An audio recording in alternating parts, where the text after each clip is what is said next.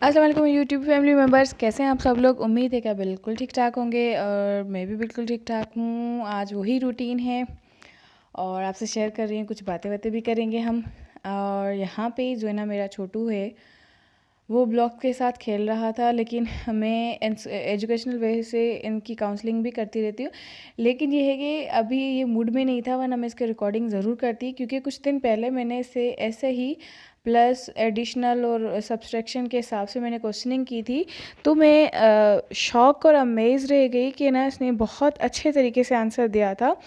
और ये अमूमन ये ब्लॉग्स वाले कार्टून देखता रहता है, तो मैं कहती थी ऐसे ही देखता है, इसके माइंड में कुछ नहीं होता। वैसे ये अल्हम्दुलिल्लाह जो मेरी बेटी है उससे 2 कदम आगे आगे है हर चीज़ में। लेकिन अभी भी मैं इसे क्वेश्चनिंग कर रही थी, तो ये मूड में नहीं था। यहाँ पे ये अमूमन ब्लॉक्स के साथ, अल्फ़ाबेट्स के साथ, सारी चीज़ों के साथ खेलता है। और मैं एजुकेशनल वे में बच्चों की हेल्प करती रहती हूँ। तो यहाँ पे मैंने ना वॉल पे जो है ना पेपर स्टिक होता है ना, वो मैंने स्टिक किए थे और बच्चों को बोला था वॉल पे मत कुछ लिखना और यहाँ पे लिखना। छोटू तो मानता नहीं है, लेकिन फिर भी उसने कोशिश की थी कि मैं वॉल पे ना लिखूं। और यहाँ पे बच्चों ने क्या किया है कि हर हर मतलब बेटी ने अपनी तरफ से लिखना उसको आता है, तो उसने लिखने वाली चीज़ें लिखी हैं और छोटू ने भी किया है। और जब भी वो मूड में होती हैं तो वो इस वॉल पे लिखना शुरू हो जाती हैं। अभी मैं फ़र्नीचर दिखा रही थी, तो मैंने थोड़ा रीन्यू किया है फ़र्नीचर को, और उसमें वॉलपेपर लगाया था ताकि रीन्यू हो जाए। थोड़ा बोर भी हो गई थी एक ही कलर था, ब्लैक कलर।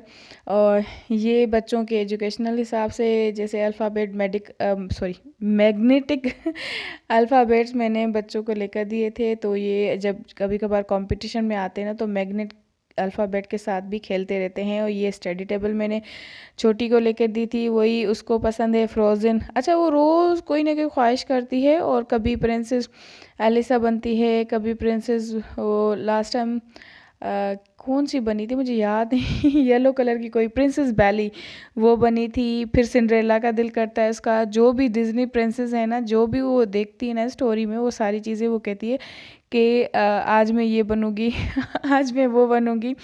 उस दिन तो उसको प्रिंसेस रुपंजल बनने का बहुत शौक था, जिसके लंबे लंबे बाल होते हैं। आई थिंक रुपंजल ही नाम है। तो वो बनी थी, वो उसने अपने लंबे लंबे बाल बनाए थे। वैसे उसको बहुत शौक है लंबे बाल रखने का। और तो रोज़ कहती है, कोशिश मैं करती हूँ कि उसके लंबे बाल हो जाए, लेकिन मैं कहती हूँ कि अभी छोटी है ना, तो थोड़े कटिंग वगैरह के हिसाब से अच्छे रहेंगे इसके बाल। जब पैदा हुई थी तो उसके बाल ही नहीं थे। अब मैं तो परेशान हो रही थी कि इसके बाल निकलेंगे या नहीं निकलेंगे, लेकिन अल्हम्दुलिल्लाह बहुत अच्छे बाल हो गए हैं, सिल्की स्ट्रेट, आहिस्ता आहिस्ता लंबे भी हो रहे हैं, घने भी आहिस्ता आहिस्ता हो रहे हैं। तो इंशाल्लाह आगे जाके होंगे। ये जब स्कूल से आई थी तो मैंने इन दोनों को नहलाया था, और वही हमारी माँओं की रूटीन, लोशन, तेल, और उसके अलावा हनी, वो भी बड़ी इलायची के साथ मैंने पीस के, मैंने नहीं बल्कि मेरे हस्बैंड ने पीस के इसमें डाली थी। तो हम पूरी सर्दियाँ वही हनी यूज़ करते हैं। और बेटी को मैंने बहुत बहुत देर तक बातें बातें की तो थी, लेकिन इसके बाल नहीं सूखे थे और सर्दियाँ थी, तो मैंने इसको कहा था कि अपने बाल पहले सुखा लो धूप में। लेकिन इसको जो है ना भूख लगी थी ये अंदर आ गई थी अपना वही कंबल लेकर।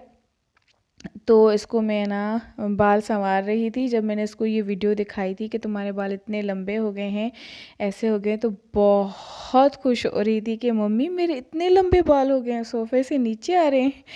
तो बहुत हैप्पी हैप्पी थी। यहाँ पे मैं मतलब बाल संवारती हूँ तो जुएँ भी बच्चों को पड़ जाती हैं, वो भी साथ साथ निकाल देती हूँ, बातें भी करती हूँ, ये आंसर्स वगैरह भी देते हैं मुझे।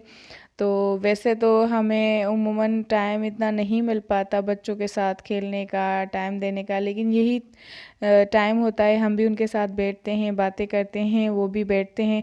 तो कोशिश करती हूँ जितना मुझसे हो पाता है, तो मैं बच्चों को टाइम देती हूँ।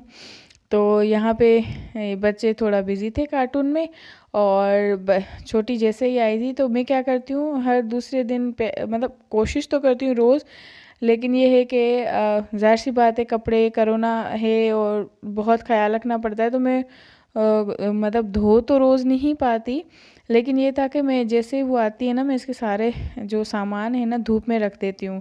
और आजकल सर्दियाँ चल रही हैं तो हमारे यहाँ धूप तो 4 बजे तक रहती है, तो अभी बजे थे 2 बजे थे, तो मैंने सारी इसकी चीज़ें जो थी ना वो धूप में रख दी थी। इसमें ड्रेसेस थी, सॉक्स थे, कूलर था, और बच्चों के जो भी एसेसरीज, मतलब जो भी स्कूल की एसेसरीज थी, मैंने सारी धूप पे रख दी थी। और धूप भी कड़क धूप थी, तो वैसे तो अल्लाह पाक माफ़ी दे, लेकिन फिर भी एहतियात अपना करना चाहिए। तो आते ही मैं इसके सैनिटाइज़ करवाती हूँ हाथ, वरना धुलवाती हूँ। उसके बाद ही कोई चीज़ ये करती है, तो चेंजिंग वगैरह करती है, वॉश वगैरह करती है। उसके बाद कुछ अभी ये चीज़ें वगैरह खा रहे थे, तो छोटू को मैंने बोला था कि जो बेटी वो ना देखना खोलता कैसे है इसकी चिप्स को। वो अपनी सिस्टर को खोल के दे रहा था, लेकिन गलती से वो नीचे से खुल गई थी और सारी चिप्स जो है ना बह गई थी और छोटी रोने लग गई। और शाम को जो है ना मैंने बच्चों को, मतलब शाम तो नहीं हुई थी, दोपहर ही थी, तो बच्चे गए थे अम्मी के पास, और ये बैग इसको, जो मेरा बेटा है ना, छोड़ ही नहीं रहा था। इसकी ये निशानी है कि मैं वाकई में नानी अम्मा वालों के यहाँ जा रहा हूँ। वो छोड़ ही नहीं रहा था बैग को, इतना मजबूती से पकड़े होता हो। सिस्टर, इसकी बहन कह रही थी कि भाई ये भारी है, तुम मत उठाओ मत उठाओ, लेकिन इसको शौक पड़ा था। इसने कहा अगर ये है तो समझो हम पक्का रहने जा रहे हैं, अगर ये बैग नहीं होगा तो समझो कि हम नानी अम्मा के पास रहने नहीं जा रहे। तो ये अपनी श्योरिटी के लिए बैग अपने साथ उठाए हुए था ताकि ये मैं बैग लेकर जाऊं और मुझे रहना है अपनी नानी अम्मा के यहाँ। तो जी इन दोनों को इनके मामू लेने आए थे, मैंने इन दोनों को तैयार वगैरह किया और ज़ाहिर सी बातें नहलाया था। तो ये गए थे अपनी नानी अम्मा के यहाँ। तो जी मैं फ़ारिग हो गई थी। आज मैं यूट्यूब की वीडियोस वगैरह देख रही थी, और शॉर्ट वीडियोस जो होती हैं उसमें, जैसे उस दिन मैंने एक लेडी का दिखाया था, तो मैंने ना एक मतलब कि आपको दिखाऊंगी आगे। एक पर्सन था वो, मतलब कि पहले मुझे ऐसा लग रहा था कि वो लड़का है। मैं उसकी वीडियोस देख रही थी ऐसे ही, तो मैंने ना उसका एक वीडियो देखा था जिसमें कोई यूट्यूबर उसके बारे में बता रहा था। तो उसने कहा कि ये लड़का नहीं है, ये लड़की है, और लड़की के हिसाब से भी वो वीडियोस वगैरह बनाता है। आगे जाके आप देखना। यहाँ पे मेरा मूड था कि आज गैस का चूल्हा साफ़ कर दूं, क्योंकि बस क्या करें, सुस्ती की वजह से आज बच्चे भी नहीं थे, तो मैंने कहा थोड़े बहुत काम कर लूं।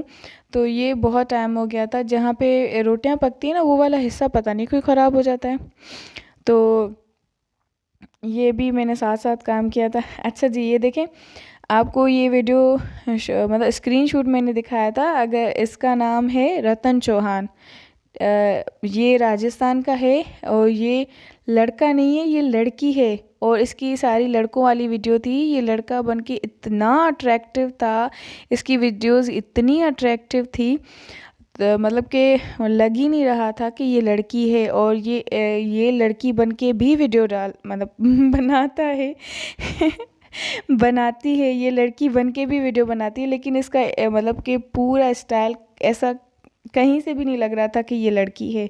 इसका फुल एक्शन, फुल वीडियो बनाने का तरीका, बॉडी लैंग्वेज सारी लड़कों जैसी ही थी। तो आगे जाके आप देखना कि इसकी लड़की तो उससे भी ज़्यादा खूबसूरत है जितना ये लड़का बन के खूबसूरत है। और इसका एटीट्यूड, चलना फिरना, ऐसा लग रहा था लड़का है, और वही बाइक चलाना, गाड़ी चलाना, और लड़की बन के तो इससे ज़्यादा खूबसूरत बन गया है बन गई है, ये असल में बन गई है, ये लड़की ही है। ये देखिए, लड़की के रूप में भी इसकी बहुत सारी अच्छी अच्छी वीडियोस हैं। इसका नाम रतन चौहान है। इसका मैंने एक यूट्यूब में इसकी पूरी हिस्ट्री मतलब सुनी थी, और मुझे बहुत अच्छा लगा था। तो मैंने उस दिन जब मैंने एक वीडियो में किसी और लड़की का डाला था, मैंने आज का सोचा कि अपनी वीडियो में इसका जो है स्क्रीनशॉट डाल देती हूँ। और ये बहुत प्यारी लड़की थी, ऑसम लड़की थी, मतलब वीडियोस इसकी बहुत अच्छी थी, लेकिन मुझे बिलीव नहीं हुआ कि वाकई में ये लड़की है। तो मैंने इसकी पूरी चैनल चेक किया, तो वाकई में ये लड़की ही है, और बहुत अच्छी है, खूबसूरत तो माशाल्लाह। तो आज पता है क्या मैंने बनाया? आज बनाया था जैसे सर्दियों की सौगात आपको पता है साग साग तो हमने ना कल मंगवाया था, कल पालक बनाई थी दही के साथ थी, और आज बनाया था मैंने साग और उसके साथ सफ़ेद चावल की रोटी। अच्छा जी, गैस को इग्नोर करना क्योंकि मैंने उसमें सामान डाल के और उसी में ही जो है ना मैंने तवा चढ़ा दिया था ताकि वो लेयर उभर के आ जाए, ताकि मैं थोड़ा गैस का चूल्हा अच्छे तरीके से साफ़ कर सकूं। और ये मेरे हस्बैंड कुछ सब्जियां लाए थे मार्केट से, तो इनको भी मैं देख रही थी, अलग अलग कर रही थी, रखना था। वही घर की रूटीन जैसे होती है। तो